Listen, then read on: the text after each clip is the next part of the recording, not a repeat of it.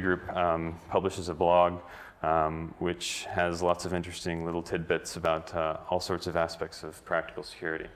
So with that, I thank you.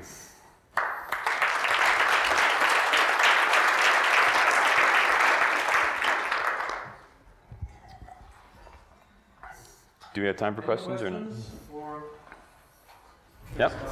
At the beginning of your session, when you were talking about the options for a vulnerability marketplace, which is a fascinating concept, it brings to mind the fact that there are already controls in place in terms of common criteria certification or threat risk analyses where organizations try to determine if vulnerabilities are existing in their systems. Has any comparison been done to the efficacy of those types of controls and safeguards versus looking at a market?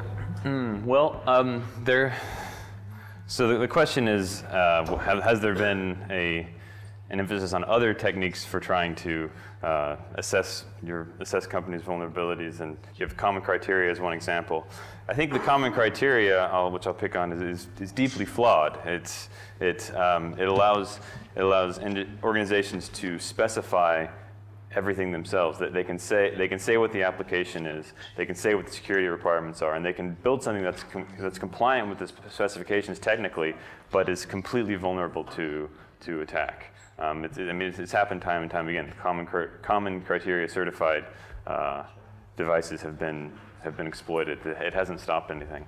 But as far as comparing the relative efficacy, I don't think anything systematic's been done, but that would be quite interesting. Yep. As you mentioned the Linkerd case, being from Linkerd, I just want to clarify that some of the facts are not quite correct. The reason we had problem to react was not that non-Austrian banks have been involved. The reason was, as you mentioned, as the domain name is more or less completely senseless. Yeah. So our legal point was that we are happy to act if some trademarks or naming rights are infringed, but having a complete meaningless name would give us the position to charge the content of a web page, which is a very tricky position for an independent registry. Yeah. And worldwide, there are most of the registries, 99%, do not handle the content of a website, despite there is some official position like in Finland or in Poland or in Switzerland, some advice from the police department, for instance, saying that yes, this is crime. So it's a best practice for a registry not to be judged to saying what is crime and what is not crime. But I don't want to go too much into this, but I'm happy to talk to everybody who's interested in what. No, I agree that that's strictly, that's correct. But I think what is interesting is that the attackers are exploiting this, because the procedure that registries are used to dealing with is, this is brand infringement, I can clear cut remove it. But now you've got this separation which is occurring, and so you've got so it's harder. It makes it harder for the registries to take the action, and so consequently they're slower in doing so, which is unfortunate. But I think it'll be hard. It's hard to change because it's hard to coordinate this sort of action globally. Okay. Oh. Yes.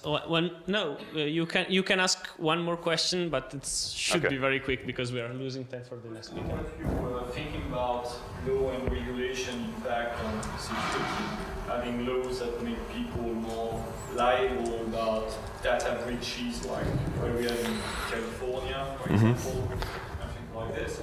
Well, I think regulation is an inevitable part of this. I think most every other industry has been regulated. If you have the car industry as an example, you can't just put poorly designed cars on the road. They have to be certified. I think it's something we're inevitably moving to. One thing is we are actually doing a report. Ross Anderson, myself, Rainer Bohm from Dresden. We are writing a report for ENISA, the European Network and Information Security Agency, looking at incentive problems to information security and what are some of the policy and potentially regulatory solutions which can be done. The report will be finished at the end of the year and probably be publicized in January, February. So you'll be able to get that from either our blog or there. So, okay. thanks. Thank you, Tyler.